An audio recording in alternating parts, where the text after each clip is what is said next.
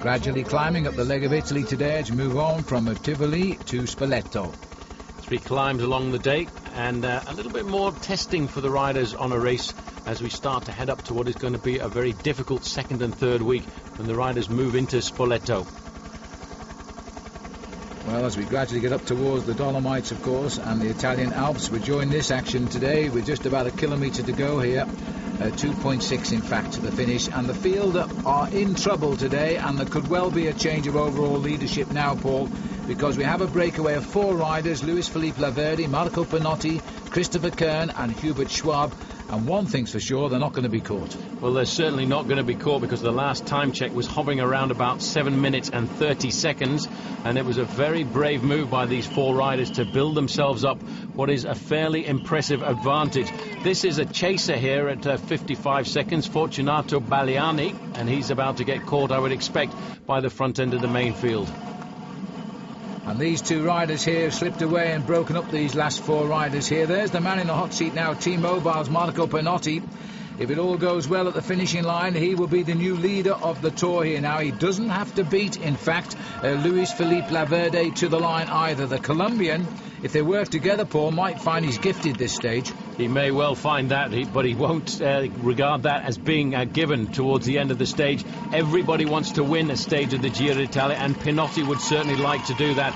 This is Kern and Schwab. They're in the second group of chasers on the road. They're around about 30 seconds. Balliani's 55 seconds behind these riders. But for this man on the front, Pinotti, this is going to be the possibility of a dream come true, because he's looking at changing his pink T-Mobile jersey at the end of the day, Phil, to a pink jersey of leadership in the Giro d'Italia.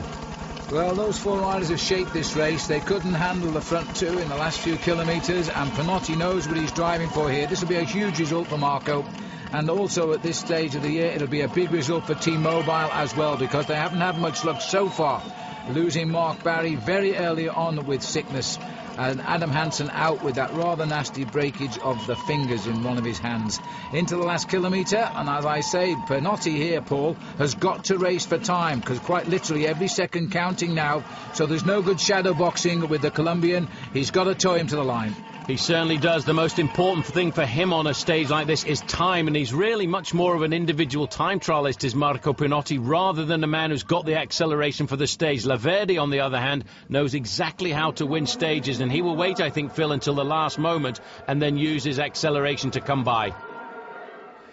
Well, this is Pinotti, 31 years of age, the next candidate for the pink jersey, and he's doing what he has to do here, because he's about to ride into the most marvellous moment of his career, a career which began back in 1999 now, and long gone are the memories of a broken pelvis in a stage race in Spain back in 2003, because about to come his way, I don't think it'll be the stage. We know the Colombian rider looks at him, says, OK, I'll take the win, and Pinotti will take the pink. I think that's been agreed there with that shake of the heads.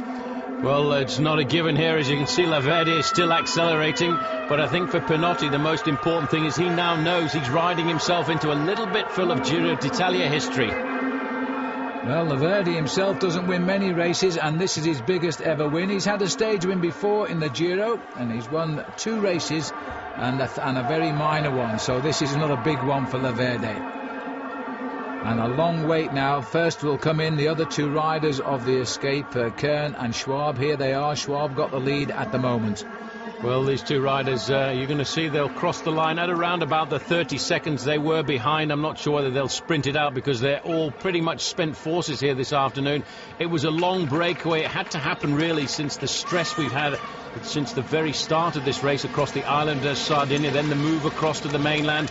A lot of riders, I think, in the main field wary, and especially Team Liquigas, they don't want to, Phil, I don't think, control this race right the way through until the final week. They realise you've got to conserve as much energy as possible in a 3-week stage race. Well, I think today has proved that Liquigas have let this jersey go. They didn't react.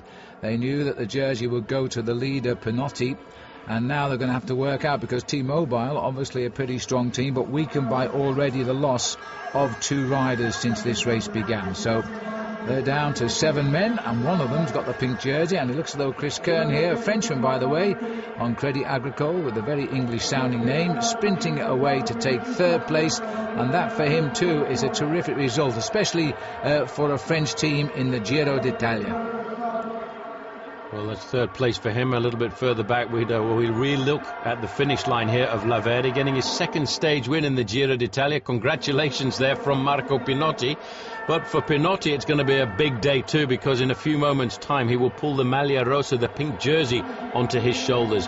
Here is Fortunato Balliani. He almost got caught by the main field, because here is the peloton. He did well to hold them off, actually, because he came from the field and he held them off as they line up for the sprint. There's still points at stake, of course. I saw the pink jersey off to the right, and there he is. So that's going to be a little bit of an increase in the points for Alessandro Petacchi today. That sprint almost a formality for him.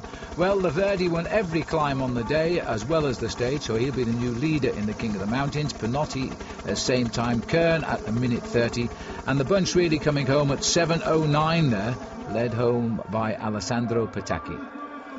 Well, this man got the victory for Colombia and for Team Panaria, and that's always a good thing in a big stage race like this, just to get a win under the belt, and that I think is going to be important for him going through to the mountains, because this man really, Phil, is much more renowned as a mountain climber.